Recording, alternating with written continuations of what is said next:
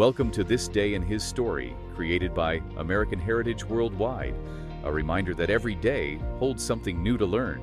Did you know that it only takes 31 words to express patriotism and allegiance to the United States of America? Join with us and learn the rules of proper etiquette to say the Pledge of Allegiance defined by the U.S. Flag Code. Stand at attention facing the flag, remove any head covering, place your right hand over your heart, and express, under God, your patriotism and allegiance to the United States of America. You know those 31 words, right? The ones that millions of Americans recite. That short oath that feels as permanent as, I don't know, the Stars and Stripes itself. The Pledge of Allegiance. Exactly. And the thing is, its history is anything but static. When Congress officially recognized it on December 28, 1945, which is now Pledge of Allegiance Day, the version they codified was already the result of decades of arguments and changes. Decades of political pressure, really. Absolutely. So our mission today is a deep dive into how those 31 words came to be. We're tracking its transformation from a simple children's oath, first published in a magazine, to what it is now, a codified part of the U.S. Code. Title 4, Chapter 1, Section 4, to be exact. And here's the first, I think, really surprising historical nugget. The man who wrote the original draft, a Christian minister, was seriously considering borrowing a motto that we almost exclusively associate with the French Revolution. What's fascinating here is just how profoundly the meaning and the text itself changed in just 60 years. Each revision seems to mirror a critical stress point in American history. That's a great way to put it. And our sources detail the whole legal framework around it. It's not just custom. We're tracing not just what we say, but why we say it, and how the law dictates the precise actions that go along with those words. Okay, so to understand the final product, you have to start at the beginning, with the very first attempts. Right. Before Bellamy, there was Balch. Captain George T. Balch, a Civil War veteran. This was in 1887. He created what's known as the Balch Pledge, and it was really designed for school to try and unify the country after the trauma of the Civil War. It was very direct. Very. It read, "We give our heads and our hearts to God and our country, one language, one flag." You can really hear the post-Civil War anxieties in that, can't you? The focus on one language, one flag. Definitely. But that version, with its focus on God and country, wasn't the one that stuck. The attention shifted pretty quickly to Francis Bellamy, Who was a Christian minister, but also, importantly, he was working for a very popular magazine at the time, the Youth's Companion. and he was given a huge assignment. A massive one. He had to create an oath for the 400th anniversary of Columbus's voyage in 1892. The goal was something short, simple, and something everyone could get behind. And this is where that debate you mentioned comes in. We know Bellamy was influenced by certain socialist ideals of the era, and he was really thinking about incorporating that French Revolution motto, liberty, equality, fraternity. Imagine that. Imagine if equality had been in the pledge from the beginning. The whole ideological foundation would be different. Completely. But equality was seen as, well, too politically charged for a national school oath at that time. It carried connotations of radicalism that the publishers just didn't want. So he pivoted. He did. Bellamy purposefully wrote an oath that focused squarely on national unity and allegiance to the Republic. He sidestepped the whole controversy. And that version, Bellamy's version, was published in the Youth's Companion on September 8th, 1892. Let's get the original text right, because it is fundamentally different. Okay. "I pledge allegiance to my flag and the republic for which it stands, one nation, indivisible, with liberty and justice for all." Notice what's not there. No, under God. And it's my flag, which is an interesting personal touch. That first version was recited on Columbus Day in 1892. A simple civic oath for kids. But that simplicity, it never lasts. Once something like this gains traction, people want to refine it, claim it. So what was the first change? A first big official step came in 1923. The National Flag Conference formally chose Bellamy's pledge over the Balch version, and they made a small but significant tweak. My flag. Exactly. They changed my flag to the flag of the United States, just to make it more specific, more official. Okay, so that handles the words for a bit, but what about the physical part? The salute, the posture. For the first 50 years, people did something called the Bellamy salute. Yes, and that is a crucial piece of this story that often gets completely forgotten. It's pretty shocking when you see pictures of it. It is. Before 1942, kids were taught to extend their right arm straight out toward the flag during the recitation. It was meant to symbolize offering one's service. But by the 1930s, Well, you can imagine the problem. I think we all can. It looked chillingly similar to the salutes being used by fascist regimes in Europe. Precisely. Uncannily similar. Yeah. And with the nation heading into World War II, Congress realized this was a visual crisis.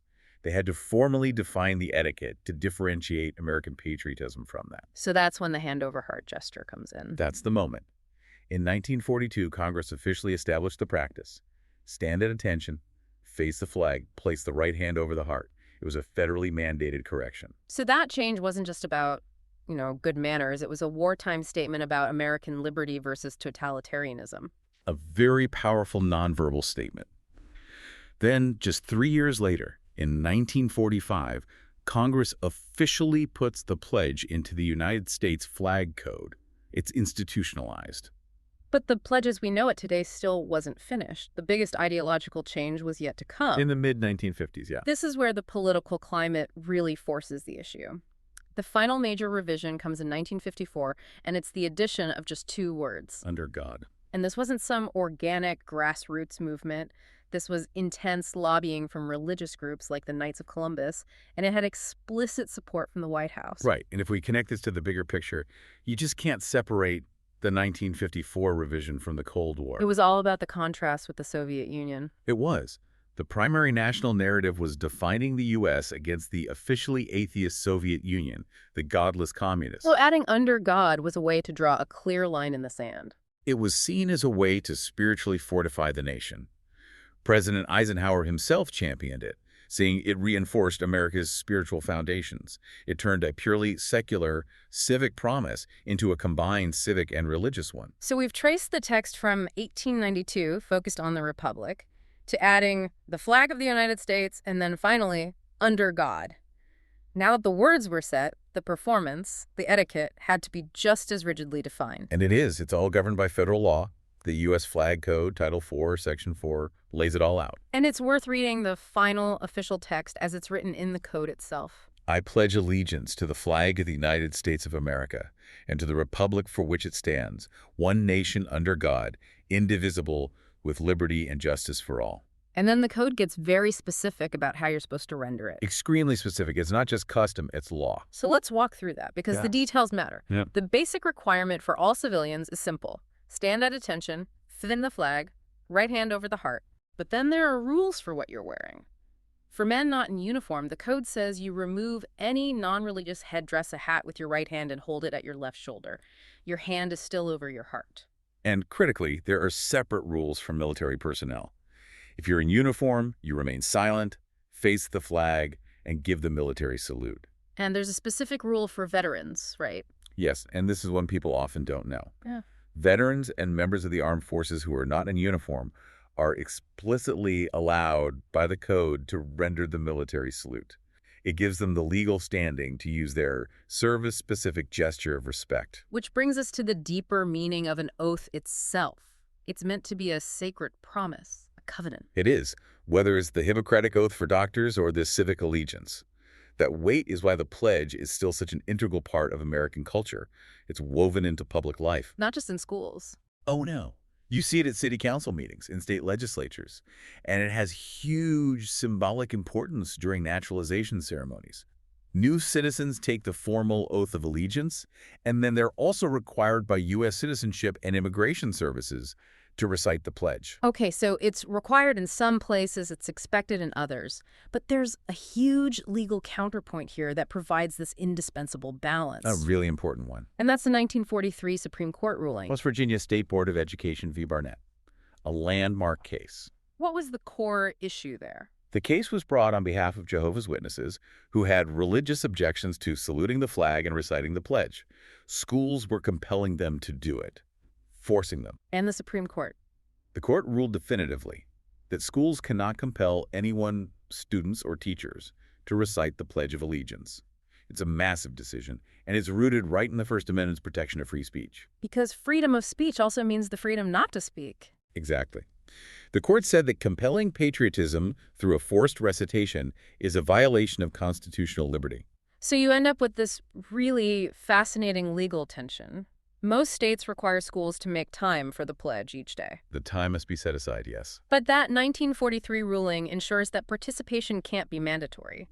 It's a beautiful illustration of the law trying to balance national unity with individual rights. And if we connect that all the way back to the beginning, you can see how this short recitation is actually a mirror of these evolving American values and legal fights. We started with Balch's God and Country, moved to Bellamy, considering equality. Then the visual etiquette changed because of World War II. The words changed because of the Cold War, and then the courts stepped in to protect individual rights. It's all there. So the pledge, far from being this ancient static ritual, is actually a carefully curated document. It's shaped by law, by history, by conflict. You now know the context behind every single one of those 31 words and every gesture in the flag code. It's quite a journey. It is. We explored how oaths convey this profound, sacred promise. So here's our final thought for you to carry with you. Given how much American history is packed into this one simple oath, in what ways do the promises or oaths you make, whether they're personal or professional or civic, in what ways do they define and shape the direction of your own life? Thank you for joining us for this day in His story. May the lessons of yesterday inspire you to see God's hand today and to play your part in His story now. For more faith-based learning, visit ahsworldwide.org, the homeschool for faith and family.